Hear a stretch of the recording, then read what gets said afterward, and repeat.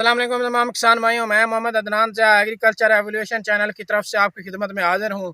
आज की इस वीडियो में हम बात करने जा रहे हैं गंदम की कुंगी येलो रस्ट के बारे में। तो वीडियो को स्टार्ट करने से पहले हमारे चैनल एग्रीकल्चर एवोल्यूशन को सब्सक्राइब कर दें, बेल आइकन के बटन को दबा दें ताकि हमारी जो भी वीडियो हो ज़रूरी मालूमात के मुतालिक वो आपको बरवक्त मिल सके। तो वीडियो का आगाज़ करते हैं। तो सबसे पहले बात कर लेते हैं कि येलो रस्ट है क्या, हमारी फसल के ऊपर किस तरह अटैक करता है। तो इसके बारे में तफसील से बात करते हैं। जैसे कि आपको मालूम है किसान भाइयों कि हमारी गंदम की फसल जो है वो 60 से 70 दिन के दौरानिए में है। तो इसके बाद हमने खादों वगैरह का जो प्लान था वो हमने मुकम्मल कर लिया। तो उसके बाद हमारे ये टाइम पीरियड शुरू हो जाता है कि गंदम की बीमारियों को किस तरह कंट्रोल करना है। तो सबसे जो मेन बीमारी है वो यही है येलो रस्ट, यानी कि गंदम की कुंगी। तो उसके बारे में आपको बताते हैं। तो ये सबसे पहले अहम बात यह है कि इसका पता होना चाहिए सब फार्मर्स को कि ये अटैक किस तरह करती है, इसका वे और मेथड क्या है।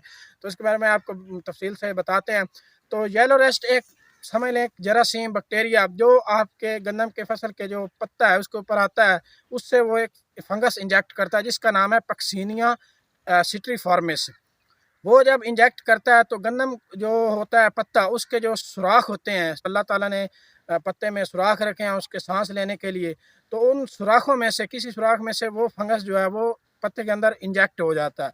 उसके बाद जो पत्ते के सेल्स होते हैं, जो क्लोरोफिल है, जो खुराक बना रहा है, छोटी छोटी फैक्ट्रियाँ हैं पत्ते के अंदर, उनके ऊपर जाके उन सेल्स को वो तंग कर देता है। उसके बाद वो अपना उन सेल्स को ख़त्म करने लग जाता है। उसके बाद अपनी वो अफजाइश करने शुरू हो जाता है, जिसकी वजह से हमारे जो पत्ते का क्लोरोफिल होता है वो क्लोज होता है।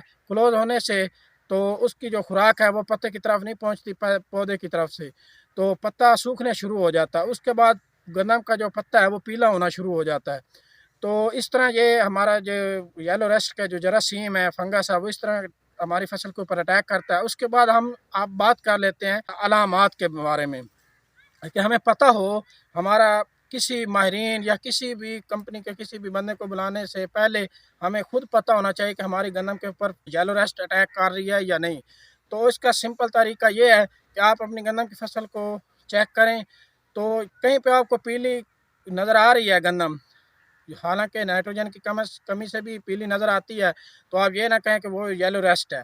तो आप गंदम जहाँ पे पीली नज़र आ रही है, आप गंदम के पत्ता लें इस तरह, यानी कि ये एक आपने गंदम का पत्ता लिया, उसको इस तरह आपने हाथ ऊपर 2 उंगली रख के आपने इस तरह खींचना है पत्ता।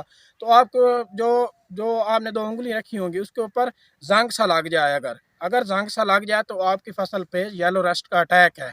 अगर सिंपल वो यानी कि पीला पत्ता है तो उसके ऊपर कोई और मसला हो सकता है, यानी कि नाइट्रोजन की कमी या कोई और प्रॉब्लम हो सकता है, उसके ऊपर येलो रस्ट का प्रॉब्लम नहीं है। तो अगर आपके हाथों पे जंग या वैसे देखने से पत्ते के ऊपर जंग नज़र आ रहा है तो वो येलो रस्ट का अटैक है। तो ये पैचेस की सूरत में आता है, यानी कि एक टुकड़ियों की सूरत में, छोटे छोटे पैचेस में, अगर एक जगह पे है तो 1 एकड़ में है, एक जगह 2 जगहों पे, बाकी फील्ड नहीं है। तो आप बात यह आ जाती है कि स्प्रे सारे के ऊपर करें या उसी पैचेस में करें। तो आपको चाहिए कि आप जो कंट्रोल है ना उसका, वो आपके जो पैचेस हैं उस उनके ऊपर ही स्प्रे करें, तो आपका इंशाल्लाह वो कंट्रोल हो जाएगा। तो अब बात कर लेते हैं कि इसके लिए कौन से, यानी कि ये फंगस है तो उसके लिए कौन से फंजीसाइड हमारे मार्केट में मौजूद हैं जो एक फार्मर इस्तेमाल करके इनसे बचाव हासिल कर सकते हैं। तो सबसे पहले 2-3 प्रोडक्ट हैं, यानी कि जिस तरह प्रोपिकोनाजोल संजंटा के पास टिलट के नाम से है, उसके बाद बायर कंपनी के पास नटीवो है, अरिस्टा लाइफ साइंसेज के पास अवीटो है। इस तरह के और प्रोडक्ट्स भी हैं फंजीसाइड। आप कोई भी फंजीसाइड लेके उसका आप स्प्रे करें, लेकिन स्प्रे करने का अगर आप अपने फील्ड को चेक कर रहे हैं और अगर आपको छोटे छोटे पैचेस में आप नज़र आ रहे हैं येलो रस्ट अटैक, तो आप उन्हीं पैचेस के ऊपर स्प्रे करें, ना कि आप पूरे एकड़ पे स्प्रे करें, यानी कि पूरे फील्ड पे ना करें। क्योंकि छोटे छोटे जहाँ पे 2-3 पैचेस में वो अटैक कर रही है तो आप उधर ही उसको कंट्रोल कर लें। तो अब हम बात कर लेते हैं इसके नुकसान, यानी कि अब इसके प्रॉब्लम क्या है। ये तकरीबन 30% तक ना हमारी गंदम की जो पैदावार उसको कम करती है।